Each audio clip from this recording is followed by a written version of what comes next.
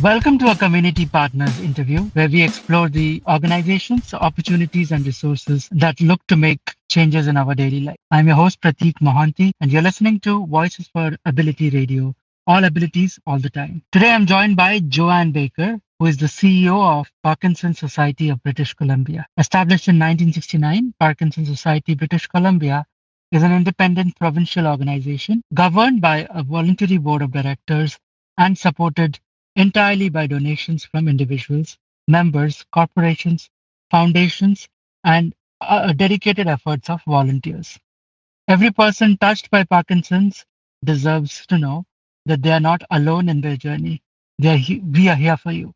Their friendly, knowledgeable staff is committed to offering support, sharing reliable information, and raising funds for programs and research. They are part of a strong community united in their dedication to improving their lives of those affected by Parkinson's.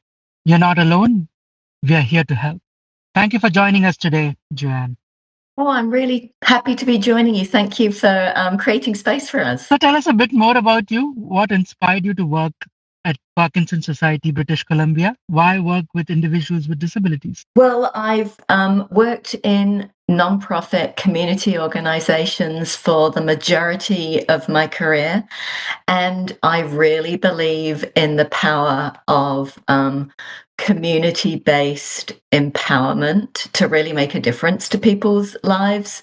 And I've been with the Parkinson Society of British Columbia for a couple of years, and I was really motivated to join because I hadn't really worked too much in the health area, and I was really curious about the opportunity to do that. And I had done a lot of work supporting families with members with a disability, particularly children with disabilities, to stay living safely in their homes.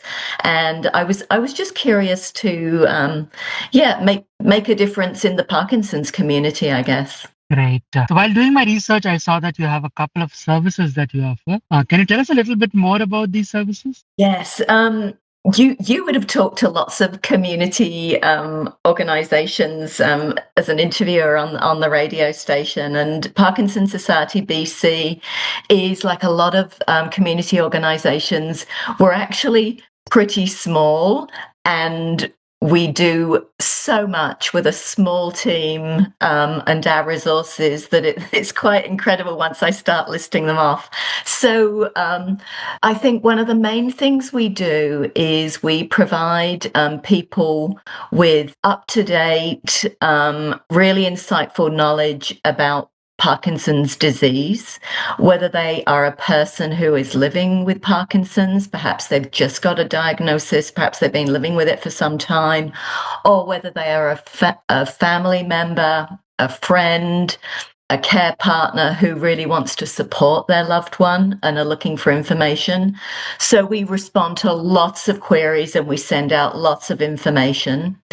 We organise educational webinars and get expert speakers so that people can get information in that way too. We have a network of support groups across British Columbia. There's more than 50 support groups, and they are powered by local volunteers who facilitate them. That's a really important way for people to feel like they've got a place where they belong and a place where they can share their experience with others. What else do? We offer short-term counselling, virtual physiotherapy, online exercise programs, help with navigating what is sometimes a very complex and frustrating healthcare system. So those are the main things. That's great. What would a common journey through Parkinson Society of British Columbia look like for one of your clients? So if a person had, for example, just received a diagnosis of Parkinson's disease, or they'd been sitting with that information for a while and then felt ready to reach out to us, their journey with us would be that they could maybe telephone us or send us an email. or send us a message through our website and say, hey, I'm looking for some information. And that's the start of the conversation, and that's the start of the support. We meet people where they're at. So we would send out lots of introductory information about understanding more about the disease, and in particular, really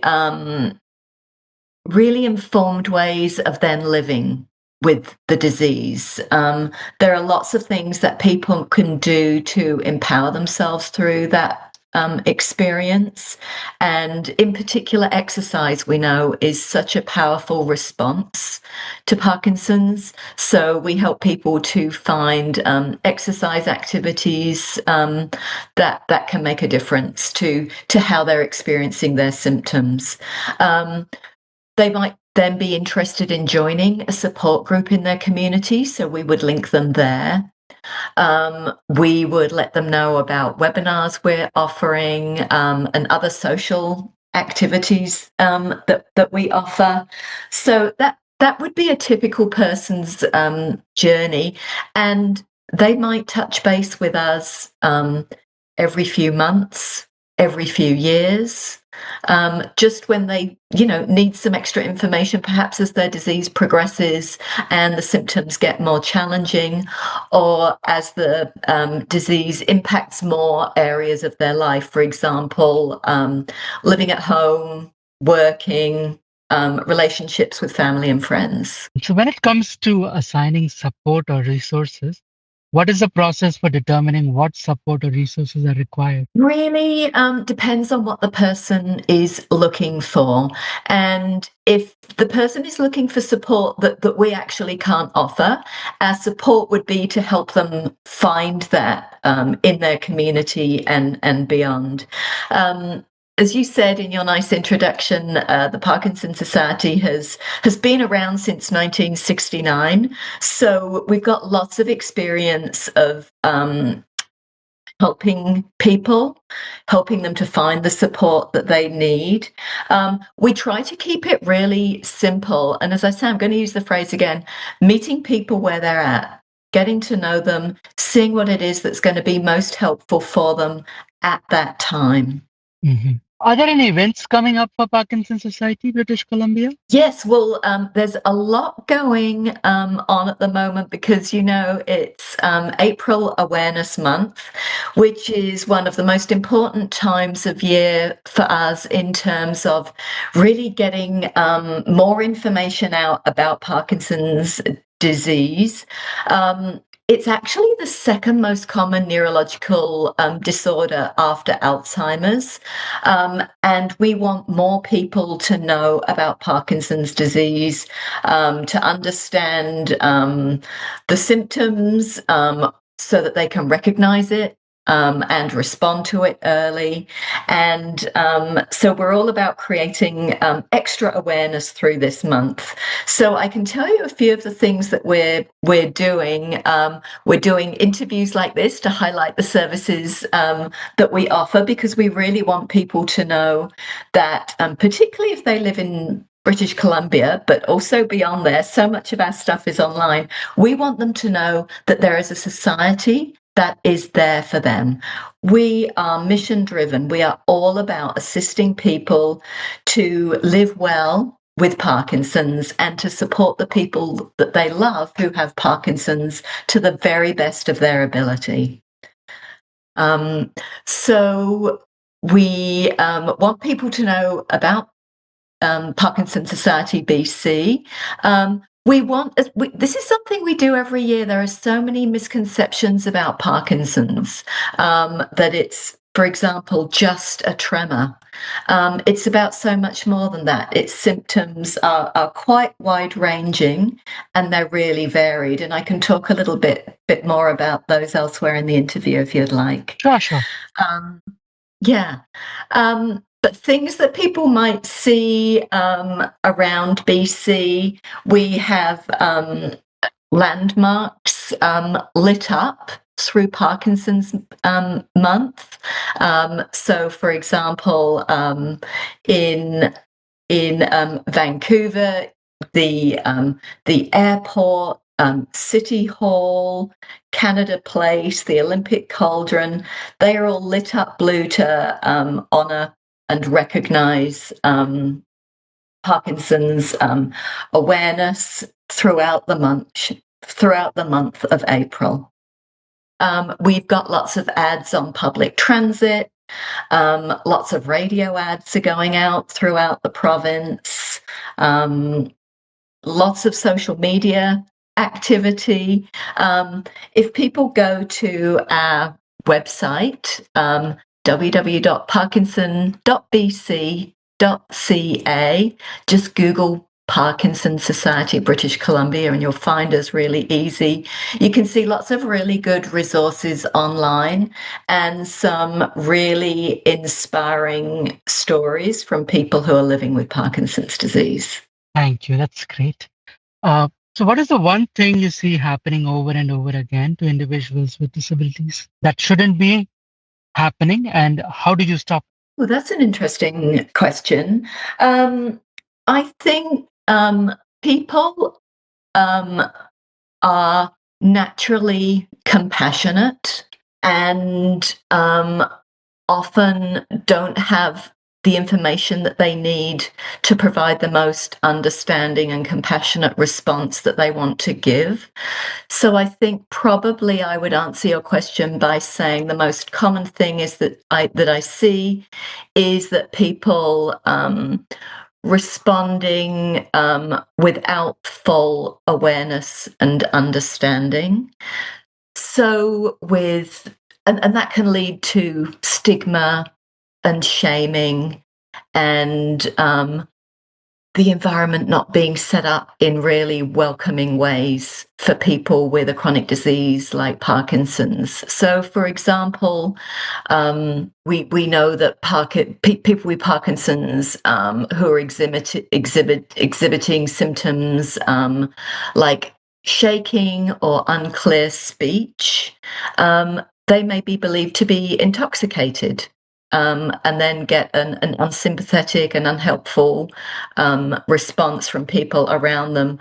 But they are normal symptoms for many people of living with Parkinson's. So that would be an example where people are often unwittingly, stigmatizing people and making them feel bad, which takes us back to the importance of raising awareness about what Parkinson's disease actually is.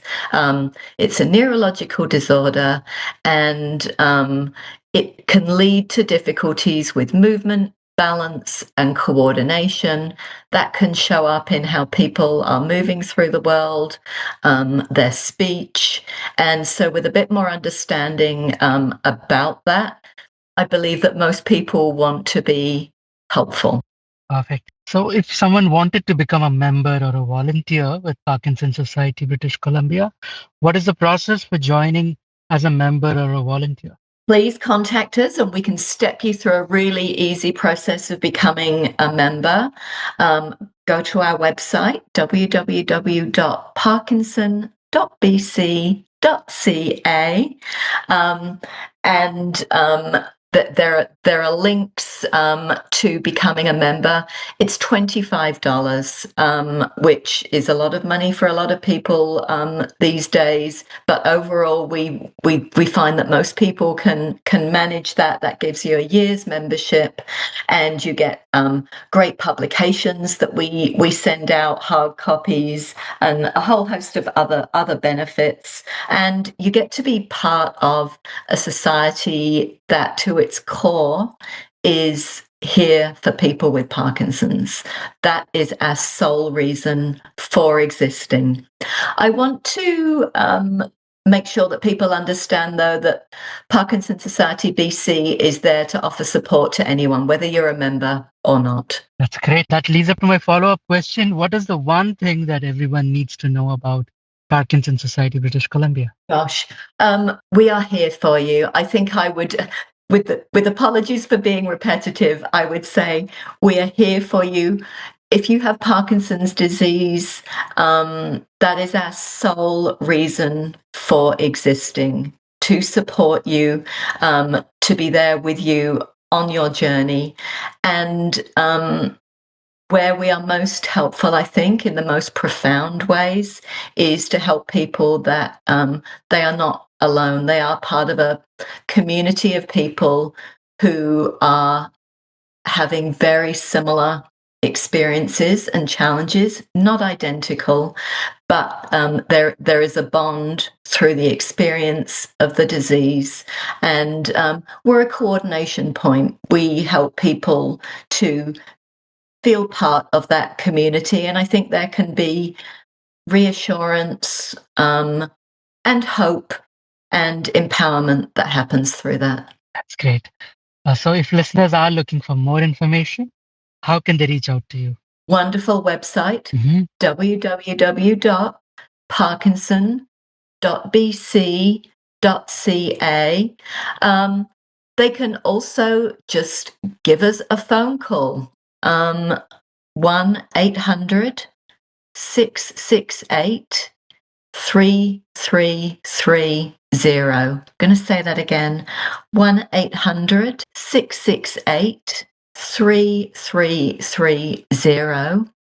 And I'll give you a direct email as well, info at parkinson.bc.ca. Perfect. Well, that was all, Joanne. Thank you so much for your time. I really do appreciate your reaching out and speaking with us today.